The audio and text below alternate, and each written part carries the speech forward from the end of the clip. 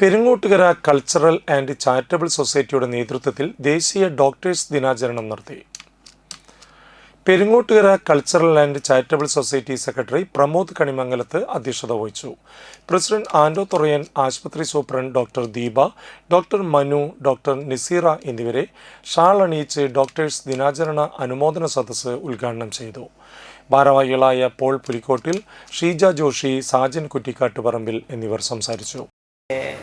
ലോകത്തിലെ മനുഷ്യരെ സംരക്ഷിക്കാനായിട്ട് അല്ലെങ്കിൽ അവരുടെ ജീവിതം നിലനിർത്താനായിട്ട് ദൈവം അയച്ച ദൂതന്മാരാണ് ഡോക്ടർമാരെന്ന് ഞങ്ങൾ വിശ്വസിക്കുന്ന ആളാണ് ഞാൻ. അപ്പോൾ എല്ലാവിധ ആശംസകളും ഹൃദയപൂർവ്വം നേരെയാണ്. നമുക്കറിയാം, കഴിഞ്ഞ ഏതൊരു പ്രതിസന്ധി വരെയായാലും ആരോഗ്യ പരിപാലന രംഗത്ത് ഏറ്റവും കൂടുതൽ ശക്തമായിട്ട് നിലകൊള്ളുന്ന ഒരു വിഭാഗമാണ് ഡോക്ടർമാർ. കാരണം ഏതൊരാൾക്കും കൺസൾട്ടേഷൻ എന്ന് പറയുമ്പോൾ ആ കൺസൾട്ടേഷൻ ചെന്ന് ഇരുന്ന് അവരെ സംസാരിച്ച് അവരുടെ കാര്യങ്ങൾ മനസ്സിലാക്കി ആ രോഗത്തിന് പ്രതിവിധി കാണാനായിട്ടുള്ള മരുന്ന് തരുന്നവരാണ് ഡോക്ടർമാർ.